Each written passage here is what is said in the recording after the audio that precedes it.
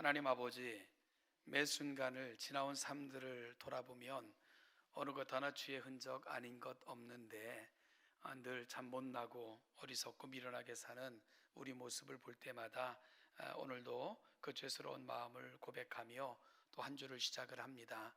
다시 은혜를 담고 그 은혜 받은 자로서 우리가 살아가는 삶을 밝히며 하나님께서 원하시고 기뻐하시는 대로 살겠다, 오늘 찬양의 가사처럼 다짐하며 한 주 맡겨주신 삶을 시작하는 우리 모두가 되게 하여 주옵소서. 오늘도 말씀을 들을 때 다시금 성령의 음성으로 듣는 귀한 이 아침이 되게 하시고 오늘 나를 향한 하나님의 거룩한 기대를 붙드는 복된 이 아침 되게 하옵소서. 감사드리며 예수님의 이름으로 기도하옵나이다. 아멘. 이전에 있었던 교회에서 가끔 원로 목사님을 뵈면 제가 늘 안부를 묻습니다. 목사님 건강하시죠? 그럼 웃으시면서 이 목사님, 나이 든 사람들은 그냥 나이에 맞게 살면 됩니다, 그러시면서 이런 말씀을 하셨어요. 나이 든 것이 가장 큰 병이라고 합디다, 그러시대요. 그 나이가 들면 여기저기 고장난 부분도 생기고 예기치 않은 문제들이 발생하기도 하죠.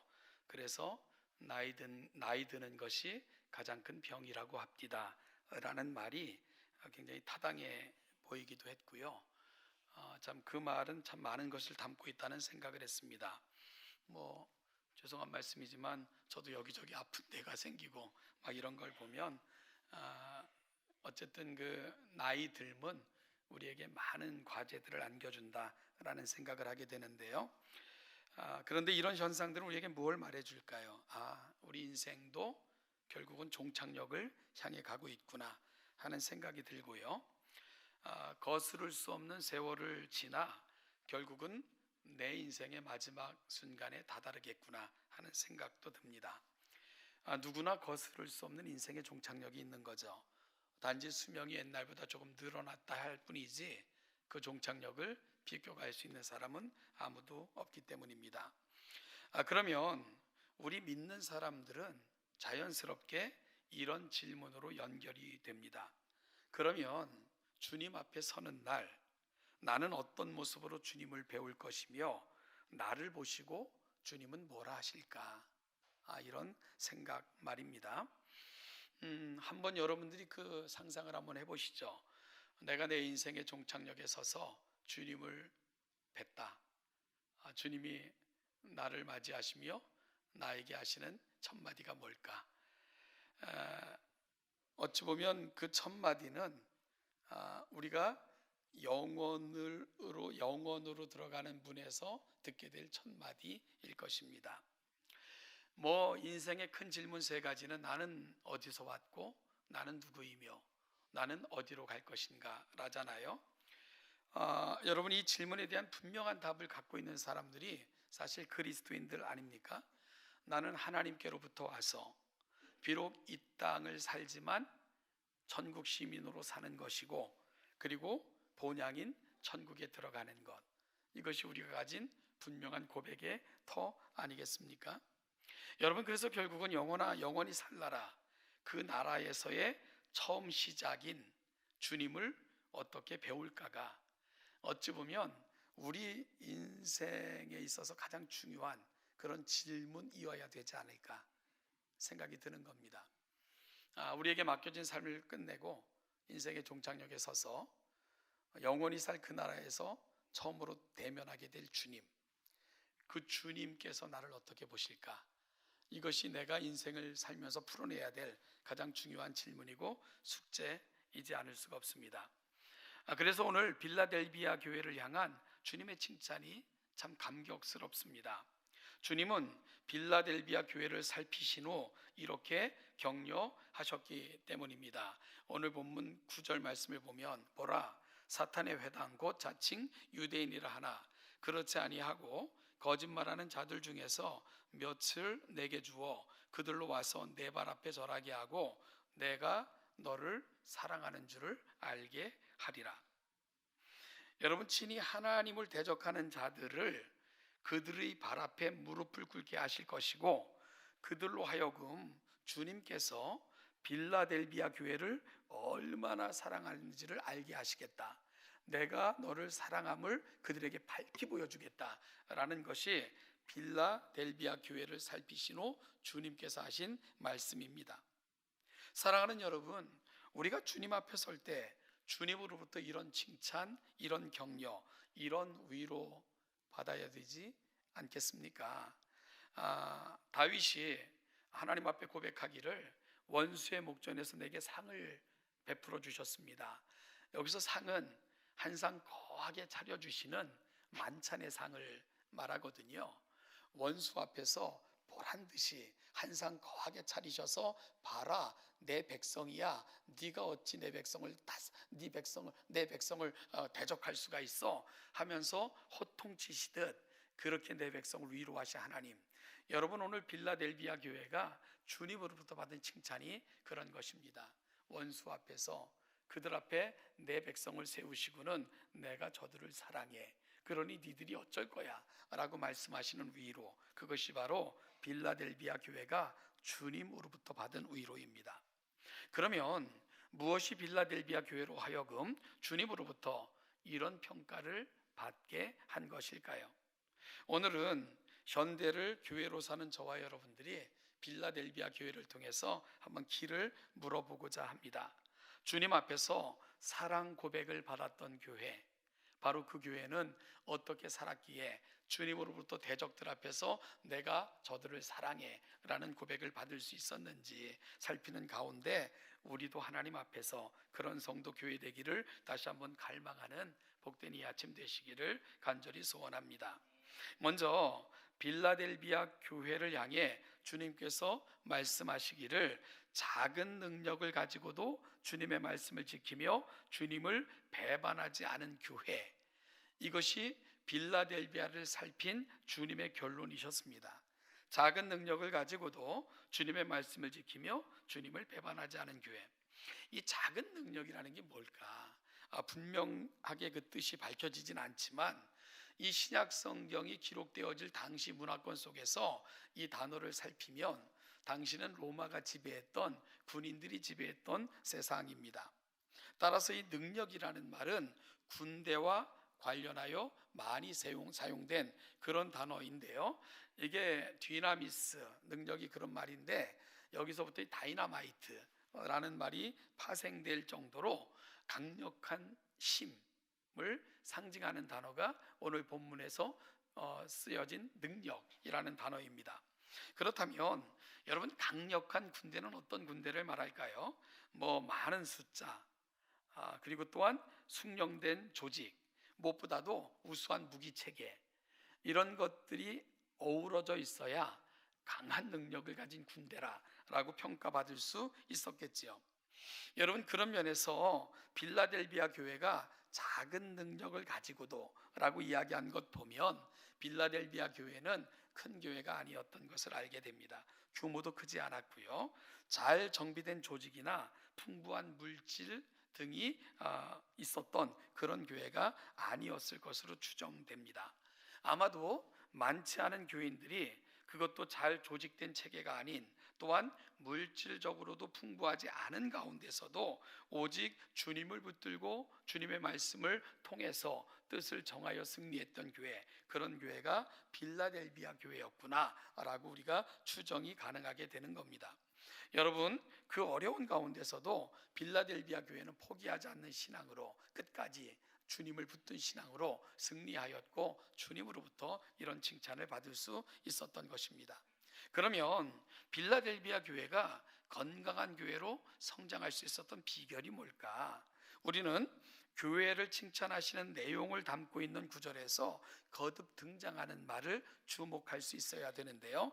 먼저 8절 말씀을 보면 내 말을 지키고 라는 말이 등장을 하고요. 다시 10절에서는 나의 인내의 말씀을 지켰다 라는 표현이 등장을 합니다. 결국 빌라델비아 교회가 주님으로부터 칭찬을 들을 수 있었던 이유는 그 교회는 주님의 말씀의 터 위에 세우심을 받고 그 말씀을 어려운 가운데서도 인내하면서 지켰던 교회였던 것을 알게 됩니다. 이것이 빌라델비아 교회가 건강한 교회로 성장할 수 있었던 비결로 제시하고 계신 것입니다. 그리고 여러분, 이것은 교회를 이야기할 때 아주 중요한, 그럼 매우 중요한 그런 부분이 아닐 수가 없습니다. 그래서 종교개혁자들은 교회의 전통 속에서 면면이 이어져 왔던 것들, 그리고 그들의 고백을 담아서 참 교회는 이런 표징이 있구나 그러면서 참 교회의 3대 표징을 제시합니다. 이 3대 표징이 잘 지켜지는 교회가 건강한 교회고, 이런 교회가 참 교회다라고 제시를 했는데요. 그 3대 표징이 뭔지 아시죠? 첫 번째는 말씀의 바른 선포, 두 번째는 성례의 신실한 시행, 세 번째는 권징의 바른 실행. 이 세 가지가 참 교회, 바른 교회의 세 가지 징표다라고 제안을 한 것입니다. 여러분, 그들이 참 교회로 가는 첫 번째가 바로 하나님의 말씀의 바른 선포라고 제시하고 있는데요. 사실 이 하나님의 말씀의 바른 선포는 세 가지 중에 한 가지가 아니라 다른 두 가지도 바르게 의미를 갖도록 만드는 가장 중요한 원칙이다 하는 것을 놓치면 결코 안 됩니다. 여러분, 성례도 말씀에 비추어 진행돼야지만 그것이 주님의 거룩한 성례가 됩니다. 또한 권징이라는 것도 말씀에 근거하여 심령들을 살피고 다스릴 때 거기에만 하나님의 뜻이 드러나지, 하나님의 뜻과 상관없이 사람의 감정, 상황 아니면 교회 형편 따라 사람을 다스리고 판단한다면 그게 어찌 바른 권징의 시행이라 말할 수가 있겠습니까? 따라서 성례든 권징이든 바른 교회의 다른 두 가지 특징들은 말씀에 기초하여, 말씀에 근거하여, 말씀을 표준 삼아 진행될 때만 바른 성례 그리고 바른 권징이다 말할 수 있게 되는 거죠. 그래서 참교회의 표징, 가장 중요한 건 뭡니까? 말씀의 바른 선포라는 것을 알게 됩니다. 그래서 칼빈은 그의 기독교 강요에서 다음과 같은 말을 해요. 성경이 가는 곳까지 가고 멈추는 곳에서 멈춰야 된다. 물론 이 말은 성경 해석의 원칙으로 제시한 말이긴 한데요, 성경을 해석하는 사람들이 하나님의 말씀이 멈추면 멈추고 가면 가야 된다는 거예요.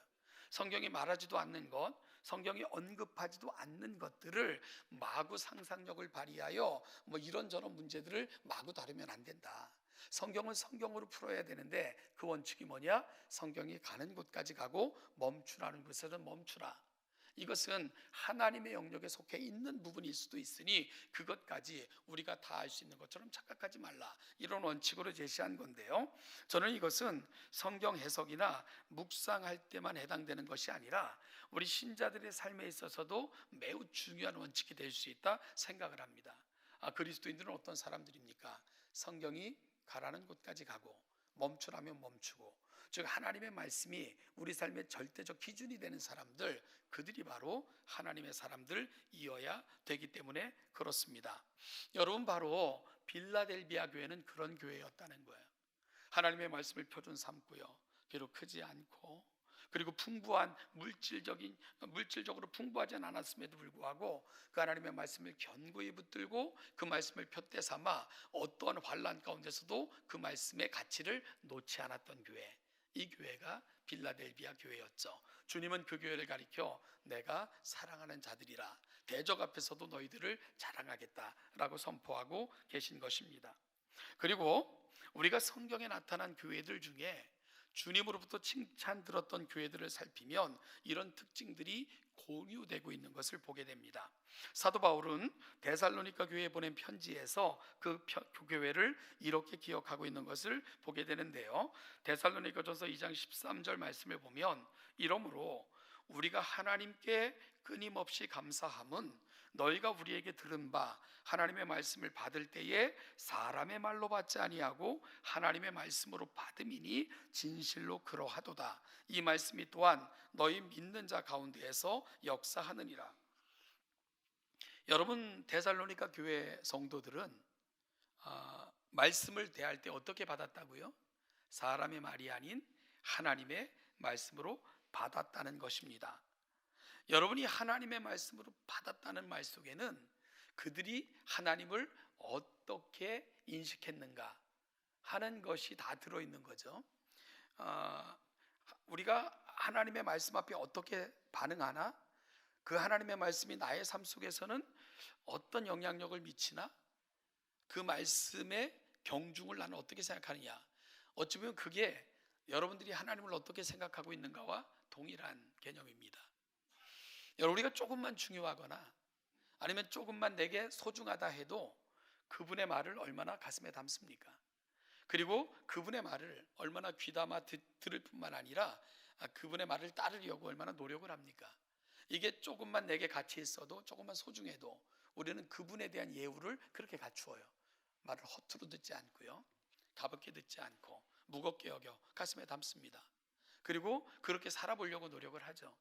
그런데 우리가 하나님의 말씀을 어떻게 듣느냐, 그 말씀이 내 삶 속에 어떠한 경중으로 다가오느냐, 이게 곧 여러분들이 하나님을 어떻게 여기느냐를 보여주는 잣대라는 것입니다. 하나님의 말씀이 내 삶에 아무런 영향이 없다면 하나님은 여러분들에게 아무것도 중요하지 않은 분이죠. 하나님의 말씀을 살아있는 그분의 음성으로 듣지 않는다면 우리는 하나님을 인정하지 않는 것입니다. 그래서 데살로니가 교회를 향해 그 교회가 하나님 앞에 아름답고 귀한 교회로 성장할 수 있었던 것은 말씀을 받는 태도에서 사도 바울이 찾고 있는 것은 지극히 중요한 말씀이다 생각이 드는 거죠. 그들은요, 하나님의 말씀을 받을 때 살아계시고 참되신 하나님의 입으로부터 나오는 말씀으로 받았다는 거예요.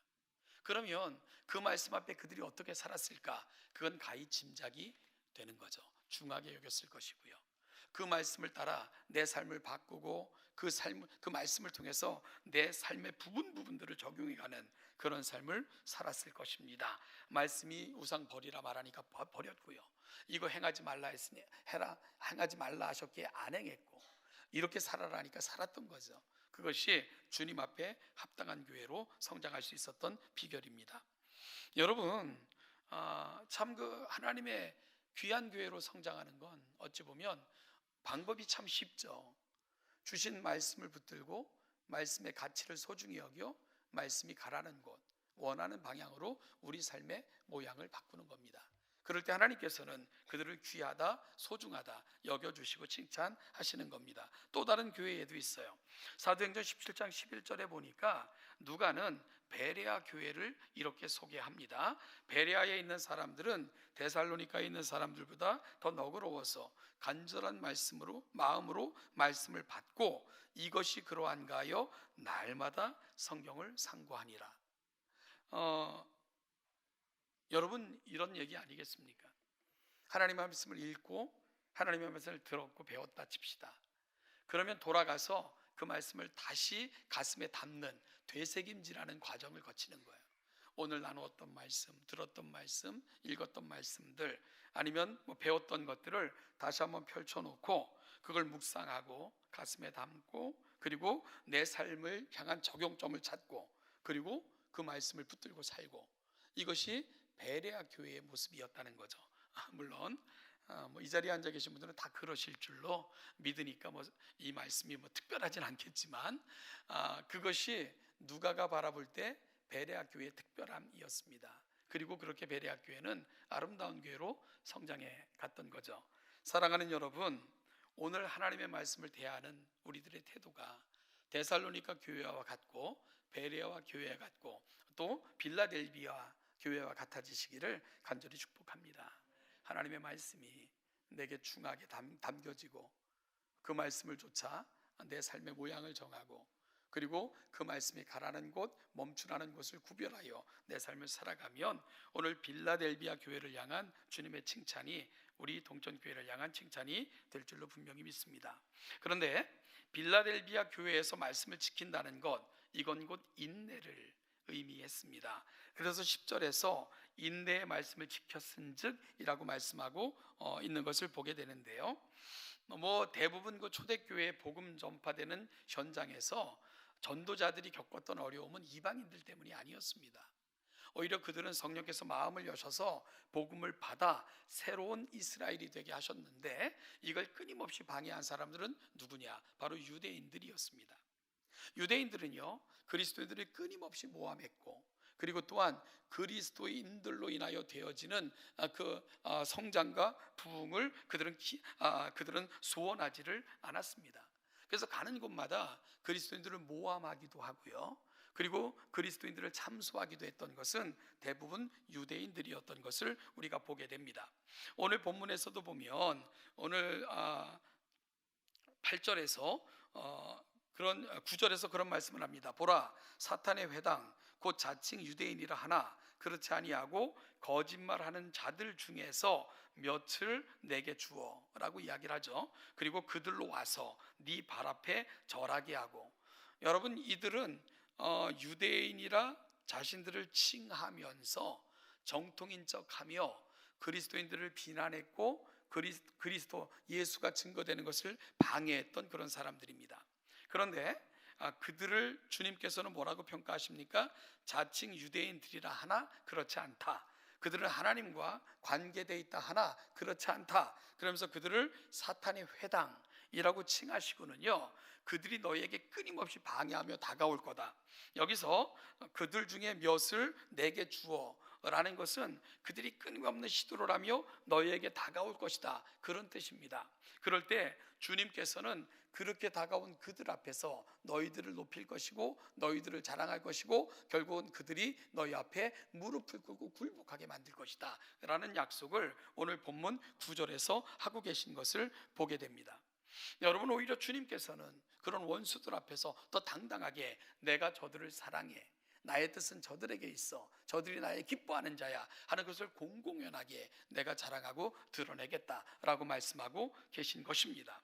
이것이 바로 빌라델비아 교회에게 주셨던 하나님의 놀라운 은혜이고요, 빌라델비아 교회를 향한 우리 주님의 평가이셨습니다.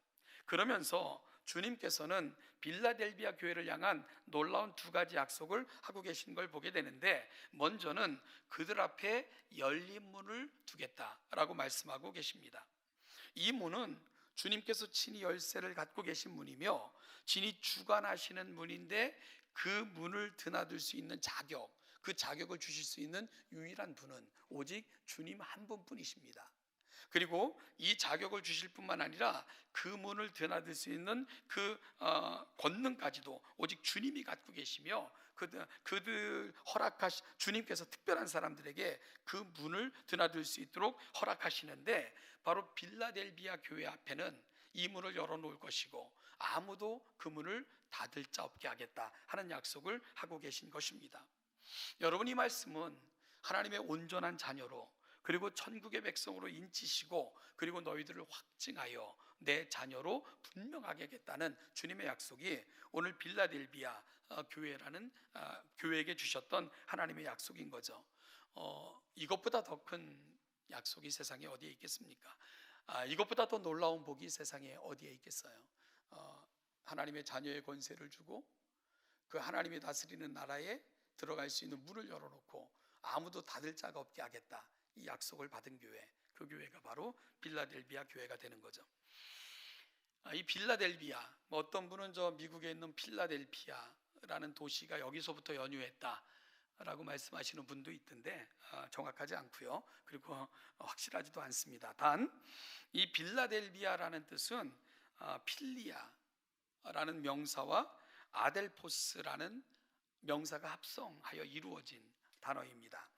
이 필리아 많이 들어보셨죠? 이건 뭐 우정, 아니면 뭐 친구 간의, 형제 간의 사랑을 말할 때 필리아라는 단어가 사용이 되죠. 아델포스는 헬라어로 형제라는 뜻입니다. 그러니까 빌라델비아는 어떤 뜻이 됩니까? 형제의 사랑, 형제 사랑, 이런 말이 빌라델비아가 갖고 있는 이름의 뜻입니다. 이 빌라델비아가 어떻게 이런 이름으로 불려지게 됐는가, 아름다운 이야기가 전해지고 있는데요, 이 아탈로스 2세와 그 다음에 유메네스 2세는 형제지간입니다. 이 버가모 왕국의 네 번째 왕이 유메네스 2세였는데 이 두 형제의 우정이 얼마나 극진한지, 이 유메네스 2세는 사실은 뭐 왕이 그러면 자기 아들에게 물려주려고 하고 형제들도 잘 못 믿잖아요. 그런데 유메네스 2세는 동생에 대한 신뢰가 너무너무 극진했습니다. 그래서 전쟁을 치르러 나갈 때는 늘 그 그 동생인 아탈로스 2세는 남겨놓으면서 내가 없는 동안은 네가 이 나라를 통치해달라라고 부탁을 했고요. 나가면서 꼭 했던 말이 혹시라도 내가 잘못되거든 다음 왕은 너다 라고 이야기하면서 이 나라를 내가 없더라도 굳건하게 다스려 달라 뭐 이런 부탁을 늘 했다고 합니다. 그래서 이 로마가 이 나라를 점령할 때 이 형제들을 이간시키면 쉽게 정복이 되겠다 해서 온갖 방법을 동원했지만 이 형제의 우정은 결코 깨지 못했고요. 이 유메네스 2세가 이제 죽자 그의 왕권을 누구에게 물려주냐 하면 동생인 아탈로스 2세에게 이 왕권을 물려주게 되고요. 그래서 그 형의 뜻을 받들어 이 아탈로스 2세는 뭐 왕국을 좀 더 잘 그리고 또 뭐 경쟁력 있는 그런 나라로 만들게 됩니다. 그러면서 이 아탈로스 2세가 그 도시의 이름을 빌라델비아라고 정하게 되는 거예요. 왜냐하면 형에 대한 그 사랑, 우정 이런 걸 기리며 그 도시를 빌라델비아. 그래서 빌라델비아는 어떤 뜻을 가지고 있습니까? 형제의 사랑이라는 뜻을 가진 도시가 생겨나게 되는 겁니다. 여러분이 신실한 형제의 사랑 위에 세워졌기에 이를 기념하여 형제의 사랑이라는 이름을 갖게 된 도시 빌라델비아. 이제 주님은 그 도시에 세워진 교회를 향해 주님께서는 내가 너를 사랑한다 라고 공개적으로 고백하시고 들려주고 계신 것입니다. 그러면서 내가 너희들을 위해 열어놓은 문은 그 누구도 닫을 수 없고 그리고 내가 너를 위해 정말 준비한 모든 것들은 그 누구에게도 빼앗기지 않을 것이다 하는 약속을 오늘 주님께서 빌라델비아 교회에게 하고 계신 것을 듣게 됩니다. 몇 년 전에 제가 어느 분의 그 장례식에 참여한 적이 있었는데 제가 섬겼던 교회 권사님의 아버님 장례식이었습니다. 그리고 그 권사님이 뭐 저를 이렇게 저렇게 소개하니까 저한테 이제 뭐 마지막에 축도를 좀 해주세요. 그래서 예기치 않게 이렇게 축도도 하고 그랬던 적이 있었는데 그 장례식 설교를 뭐 사회를 보시는 분이 있었고 그러니까 장례식 설교를 하셨던 목사님은 연세가 굉장히 지긋하신 이제 정년을 얼마 남지 않으신 그런 목사님이셨는데 그 교회도 뭐 저희 교단이 아니고 저 합동측 교회였는데 굉장히 잘 알려진 교회고 그 목사님은 그 교단에서도 굉장히 명망 있으신 그런 목사님이셨습니다. 잘 알려진 목사님이셨는데요. 그 목사님이 이렇게 설교를 쭉 하셨어요. 근데 그 설교가 너무너무 감동적이었습니다. 그 권사님의 아버님은 뭐 그때 연세가 92세인가, 그러니까 하나님이 주신 그 수명을 잘 마치시고 그렇게 하나님 앞에 서셨던 분이었는데 뭐 우리 기독교 장례식은 또 다른 소망을 이야기하고 그런 자리 아니겠습니까? 근데 그 목사님은 계속해서 말씀하시는 거예요. 정말 우리 곁을 떠나신 장로님 너무 좋으신 분이셨습니다. 정말 훌륭하신 분이셨습니다. 많이 그리울 거고 그리고 많이 생각날 것입니다. 그러면서 그 주례사를 이끌어 가는데 그 설교가 정말 하나님 앞에 아름답게 보내드렸음에도 불구하고 아쉬움, 그리움, 그리고 또한 그분을 향한 그 애정 이런 것들이 절절히 느껴졌던 그런 설교였습니다. 사랑하는 여러분, 우리도 이 세상을 떠나게 될 텐데 내가 떠난 자리에서 우리 후배들은 나를 어떻게 평가할까? 이 가슴 절절한 그리움으로 떠남이 아쉽고 천국에 확신이 있지만 그때까지라도 못 봄이 답답한 뭐 이런 마음일까? 무엇보다도 영혼을 향한 천문에서 내 주님을 만날 텐데 그 주님은 나를 향해 뭐라고 말씀하실까? 오늘 빌라델비아 교회 우리에게 이런 면에서 많은 생각을 제공해주는 교회라는 생각이 듭니다. 주님께서는 마지막으로 빌라델비아 교회를 향해서 내가 오는 그날까지 너에게 남은 것을 굳게 붙들어 달라라고 부탁하셨어요. 그러면서 그런 자들은 끝까지 이기는 자들은 내가 성전의 기둥으로 삼을 것이다 라고 말씀을 하셨습니다. 여러분, 당시 사회에서는 국가에 충성한 사람들의 이름을 그들이 섬기는 신전의 기둥에 세워 그 사람의 이름을 존귀케 하는 그런 습관이 있었다고 합니다. 그런데 주님께서는 이러한 사회 관습을 뛰어넘어 뭐라고 약속하십니까? 내 성전의 기둥들이 되게 할 거다. 그리고 그 기둥 위에는 내 아버지의 이름을, 내 이름을, 새 예루살렘의 이름을, 그리고 하늘의 영광을 새겨 놓을 것이다. 그리고 길이 보존할 것이다 라고 말씀하시는 것, 오늘 빌라델비아 교회를 향해서 주님이 주시는 말씀이 가고 있는 자리입니다. 사랑하는 여러분, 그래서 오늘 빌라델비아 교회를 묵상하면서 우리 안에 소망이 있어요. 정말 우리가 이 세상을 떠날 때 존귀 있게 되는 자들, 주님을 맞을 때 주님이 사랑한다 공개적으로 고백받을 수 있는 자들, 그리고 주님께서 성전의 기둥처럼 여겨 그 기둥 위에 자신의 이름을 새겨놓고 모든 사람 앞에서 자랑하실 수 있는 교회, 빌라델비아 교회를 묵상하며 우리에게 소망이 생겨, 하나님 나도 그런 성도 되게 하시고 우리 동천교회가 그런 교회 되게 하여 주십시오. 이런 소망이 다시금 우리 가슴 속에 불지피듯 그 소망을 새겨놓던 교회가 빌라델비아 교회입니다.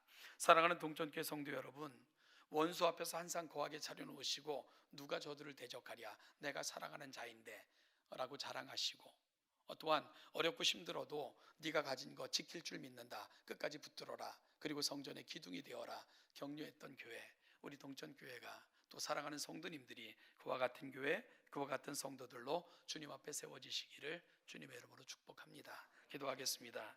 하나님 아버지, 은혜와 사랑을 감사합니다. 오늘 빌라델비아 교회를 향한 주님의 마음을 다시 한번 가슴에 담습니다. 오늘 나는 어떻게 살고 있고 내가 떠난 후 나의 떠난 자리는 어떨 것이며 주님은 나를 어떻게 영접하실까? 우리도 인생의 종착역을 향해 걸어갈 수밖에 없는데 그 종착역에서 나는 두고 떠나는 사람들에게 만날 주님 앞에 어떠한 인생이어야 되고 어떠한 인생일까를 다시 한번 묵상하는 가운데 빌라델비아 교회를 향한 주님의 마음이 오늘 우리를 향한 우리 마음이 되게 하시고 주님의 칭찬이 우리가 받을 우리의 칭찬이 되게 하여 주시옵소서. 감사드리며 예수님의 이름으로 기도하옵나이다. 아멘. 일어나셔서